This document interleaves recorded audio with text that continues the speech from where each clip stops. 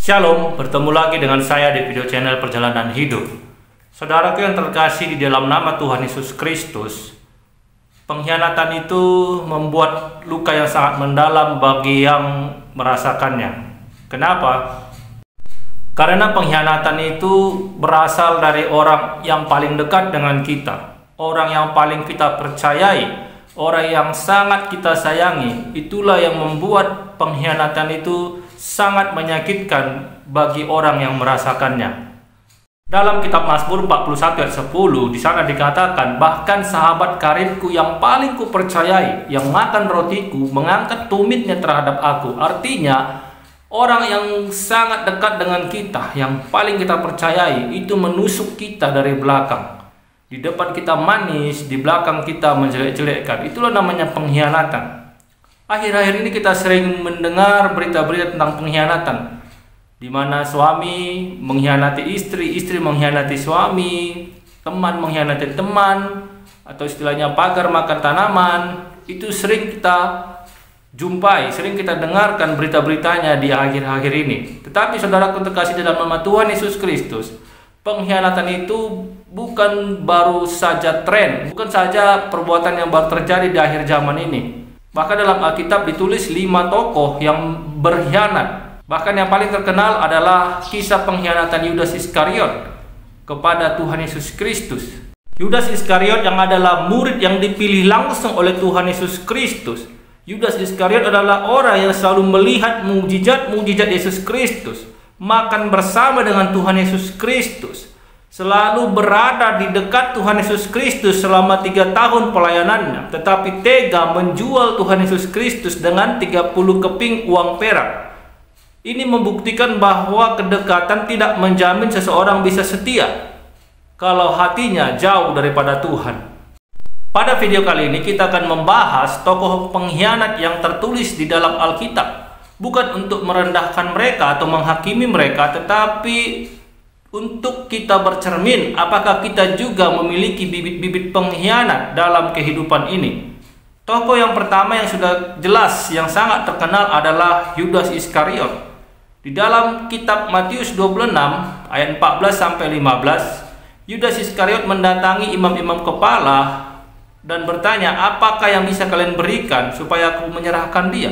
Maka imam-imam kepala memberikan 30 keping uang perak untuk menjual Yesus Kristus kepada mereka. Dan Yudas Iskariot melakukan hal itu. Yudas Iskariot bukan orang biasa, saudara. Dia biasa mendengarkan pengajaran-pengajaran dari Tuhan Yesus Kristus sendiri. Dia selalu dekat dengan Tuhan Yesus Kristus. Bahkan dia diangkat menjadi seorang bendahara di kumpulan murid-murid. Bahkan dalam kitab Yohanes 12 ayat 6, Yudas Iskariot dikatakan sering mencuri uang dari kas yang dia pegang. Artinya adalah dia membiarkan dosa itu mengintimidasi dia.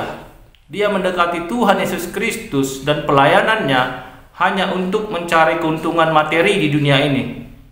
Dia melakukan hal itu bukan karena dia ingin melayani, tetapi karena dia ingin mengambil keuntungan dari pelayanan Tuhan Yesus Kristus. Karena dia tahu Tuhan Yesus Kristus adalah tokoh yang sangat besar, tokoh yang dihormati pada zaman itu. Sehingga dia mau saja menerima penawaran dari Tuhan Yesus Kristus menjadi seorang murid, bahkan diangkat menjadi seorang bendahara. Bukan karena dia memang ingin melayani, bukan karena dia memiliki pertobatan, bukan karena dia ingin menjadi orang yang baik, tetapi karena dia ingin mencuri. Dan itu jelas dituliskan dalam kitab Yohanes 12 ayat 6 tadi. Zaman sekarang banyak juga orang-orang seperti Yudas ini, disebut dengan Yudas-Yudas rohani. Kenapa? Karena banyak orang yang menukar Tuhan Yesus Kristus demi uang. Ada yang berbohong demi keuntungan pribadi, ada yang korupsi, ada yang meninggalkan ibadah untuk mencari uang, bahkan ada yang meninggalkan Yesus Kristus demi iming-iming uang. Dan itu banyak terjadi di sekitar kita. Kita melihat hal itu setiap hari. Dan Yudas-Yudas rohani pada zaman ini itu banyak sekali, saudara. Sekarang menjadi renungan, apakah kita juga memiliki bibit-bibit Yudas rohani, yaitu Orang yang rela menukar Tuhan, menukar keselamatan demi keuntungan duniawi. Orang yang mau menukar Tuhan Yesus Kristus, menukar iman kekristenannya untuk keuntungan pribadi, untuk uang, untuk jabatan, untuk harta. Hati-hati saudara, uang memang bisa membeli banyak hal, tetapi uang tidak bisa membeli keselamatan. Mari kita renungkan saudara. Tokoh yang kedua adalah Delila. Saudara tahu Delila bukan? Dalam kitab Hakim-Hakim 16 ayat ke-18, Delila membujuk Simson untuk memberitahukan kepadanya apa kelemahannya.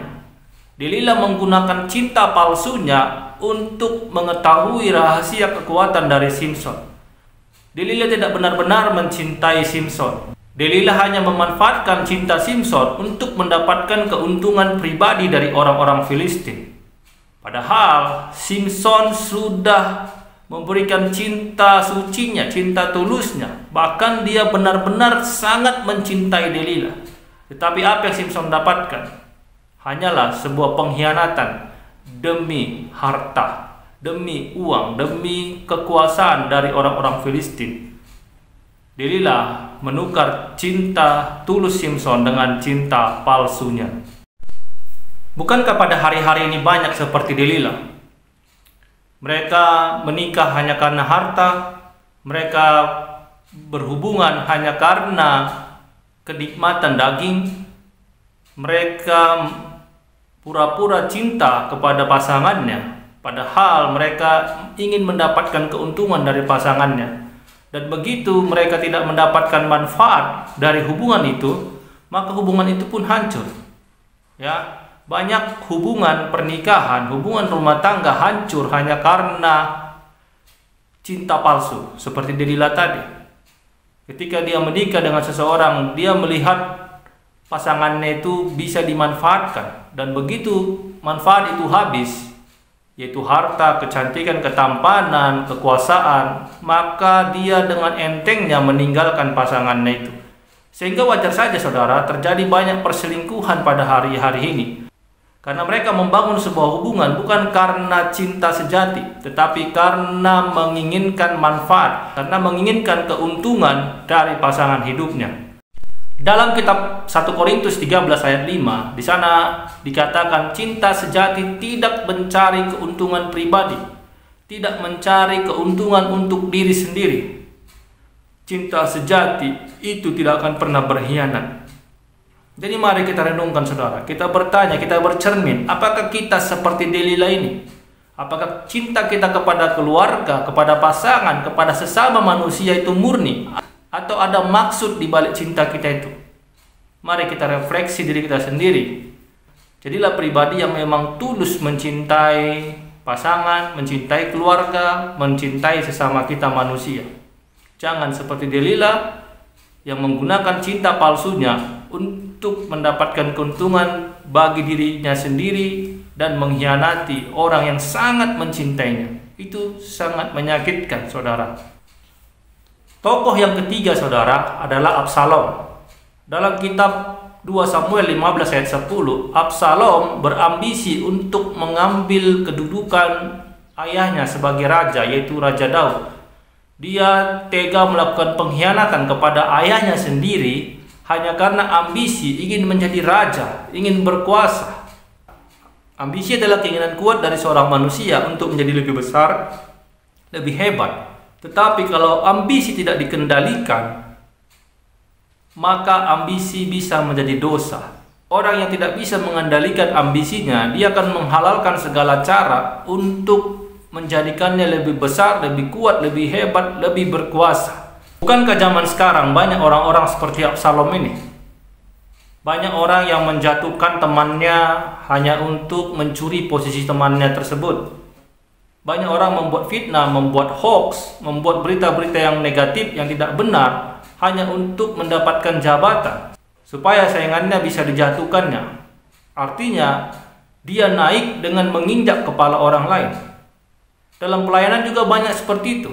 Dia iri melihat pelayanan orang lain. Dia iri ketika ada orang mendapatkan posisi di pelayanan di gereja, sehingga dia membuat fitnah, membuat berita-berita tidak benar tentang pelayan itu sehingga dia bisa menggantikan posisinya. Ingat saudara, promosi itu bukan dari manusia, bukan dari ambisi seseorang, tetapi promosi itu dari Tuhan. Dalam kitab Mazmur 75 ayat 7-8, orang yang mengangkat dirinya sendiri pasti akan jatuh, tetapi orang yang menantikan Tuhan akan ditinggikan pada waktunya.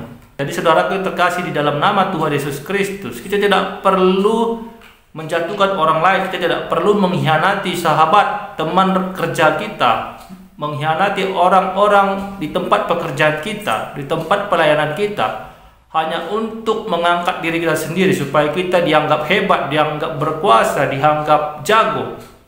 Tetapi biarkanlah waktu Tuhan yang mengangkat kita, karena itu lebih mulia daripada kita menjatuhkan orang lain supaya kita bisa naik. Tokoh yang keempat yang berkhianat adalah Ahitofel. Dalam kitab 2 Samuel 17 ayat 23 dikatakan Ahitofel adalah penasihat Daud yang sangat bijak. Tapi karena nasihatnya tidak diikuti, dia menjadi sakit hati sehingga dia mengakhiri hidupnya sendiri. Banyak ahli Alkitab percaya bahwa Ahitofel adalah kakeknya dari Batseba. Kita tahu Batseba adalah seorang wanita yang diambil Daud dengan cara yang tidak baik, yaitu dia membuat suaminya Uria terbunuh dalam medan perang. Itu semua dirancang oleh Daud hanya untuk mengambil Batseba menjadi istrinya. Hal inilah yang membuat Ahitofel memiliki akar kepahitan di dalam hatinya, sehingga dia sangat membenci Daud meskipun Daud mengangkat dia sebagai seorang penasihat. Saudaraku yang terkasih dalam nama Tuhan Yesus Kristus, kepahitan itu diibaratkan sebuah racun yang kita minum, tetapi kita berharap orang lain yang mati, saudara. Ingat, kepahitan itu tidak pernah menghancurkan orang yang kita benci, tetapi justru akan menyakiti dan menghancurkan diri kita sendiri. Itu makanya Tuhan Yesus Kristus berkata dalam Markus 11 ayat 26, "Jika kamu tidak bisa mengampuni saudaramu, maka Bapa di sorga juga tidak akan bisa mengampuni kesalahanmu." Jadi ingat saudara, mari kita belajar untuk tidak menyimpan akar kepahitan. Karena orang yang memiliki akar kepahitan tidak akan pernah bisa berlaku setia kepada siapapun. Orang yang memiliki akar kepahitan akan menderita seumur hidupnya. Seperti Ahitofel tadi, meskipun dia diberikan jabatan sebagai penasihat oleh Daud, dia tetap membenci Daud sehingga ia melakukan kebodohan, yaitu mengakhiri hidupnya. Jadi dari sini kita belajar bahwa menyimpan akar kepahitan itu tidak ada gunanya, saudara. Menyimpan akar kepahitan hanya akan merugikan diri sendiri dan menghancurkan kita. Dan kita akan menjadi pengkhianat bagi orang-orang yang mempercayai kita. Karena kita sudah sakit hati. Sakit hati tidak baik, saudara. Sakit hati itu bisa membuat kita menjadi pribadi pengkhianat. Jadi mari kita bercermin, apakah kita memiliki akar kepahitan dalam hidup kita. Kalau kita memiliki akar kepahitan, mari kita bertobat, saudara, supaya akar kepahitan itu diangkat oleh Tuhan dan menjadi damai sejahtera. Hanya orang yang tidak memiliki akar kepahitan yang bisa tetap setia kepada Tuhan dan sesamanya manusia. Tokoh yang kelima adalah Ananias dan Safira. Dalam kitab Kisah Rasul 5 ayat 3-4, Ananias dan Safira membohongi Roh Kudus dengan memberikan sebagian dari hartanya dan menyembunyikan sebagian lagi. Ananias dan Safira adalah tokoh kemunafikan, tokoh kepalsuan. Mereka berpura-pura sebagai orang dermawan supaya mendapat pujian dari manusia. Tetapi ingat, Roh Kudus mengetahui hati setiap manusia. Sehingga ketika mereka melakukan itu, maka kematian yang menjadi bagian dari mereka. Ananias dan Safira itu mencoba menipu jemaat. Padahal mereka tidak sadar, mereka menipu Tuhan. Mereka menipu Roh Kudus itu sendiri. Sehingga kematianlah yang menjadi bagian dari mereka. Bukankah banyak orang seperti itu zaman sekarang? Mereka rajin melayani, rajin beribadah, rajin berdoa. Padahal itu semua hanya pencitraan. Itu hanyalah sebuah kemunafikan. Supaya orang-orang menganggap mereka sebagai orang yang rohani. Menganggap mereka sebagai orang yang baik. Banyak orang memberikan bantuan tetapi diekspos. Banyak orang yang ingin terlihat dermawan, terlihat rohani, terlihat baik, sehingga mereka mengeksposnya. Padahal mereka sebenarnya tidak seperti itu. Hati mereka jauh daripada kebaikan, hati mereka jauh daripada Tuhan. Tetapi mereka ingin dipuji, mereka ingin dimuliakan, mereka ingin dianggap sebagai orang yang sangat baik dan rohani di hadapan manusia. Tetapi Tuhan mengetahui isi hati. Inilah Ananias dan Safira di zaman sekarang. Banyak sekali saudara. Saudaraku yang terkasih dalam nama Tuhan Yesus Kristus, dari 5 tokoh ini kita belajar bahwa pengkhianatan itu membawa kehancuran bagi diri kita sendiri. Ingat, Yudas Iskariot hancur karena dia cinta akan uang, cinta akan materi. Delila hancur karena memiliki cinta palsu, menggunakan perasaan cinta untuk mendapatkan keuntungan pribadi. Absalom hancur karena dia memiliki ambisi yang tidak bisa dikendalikan. Kemudian Ahitofel hancur karena ada akar kepahitan dalam hidupnya. Dan yang terakhir, Ananias serta Safira hancur karena dia memiliki kepalsuan, memiliki kemunafikan di dalam dirinya. Jadi firman Tuhan berkata kepada kita saudara, jangan pernah melakukan hal-hal seperti yang mereka lakukan. Jangan pernah menukar Tuhan Yesus Kristus, menukar iman kekristenan kita hanya karena uang. Jangan pernah mengkhianati cinta seseorang. Jangan pernah ambisi terhadap kekuasaan, ambisi terhadap harta yang tidak bisa kita kendalikan. Jangan pernah menyimpan akar kepahitan, dan jangan pernah menjadi manusia yang munafik. Hal ini dilakukan supaya kita bisa menjadi orang yang setia. Karena Tuhan Yesus Kristus telah memberikan teladan bahwa dia tetap setia. Meskipun manusia selalu berkhianat, selalu tidak pernah setia, Tuhan Yesus Kristus selalu setia kepada kita. Dalam kitab 2 Timotius 2 ayat 13, Tuhan Yesus Kristus adalah pribadi yang setia. Dia tidak pernah mengecewakan manusia. Manusia bisa mengecewakan kita, dunia bisa mengkhianati kita. Tetapi ingat, Tuhan Yesus Kristus tidak pernah meninggalkan kita. Dia tidak akan pernah membuat kita kecewa. Mari kita belajar menjadi pribadi yang setia. Jangan menjadi pribadi yang berkhianat. Meskipun sakit hati ada, itu wajar sebagai manusia. Tetapi kita harus bisa membuang semua itu. Demikian video ini saudara. Sampai jumpa di video selanjutnya. Tuhan Yesus Kristus memberkati kita semua. Amin.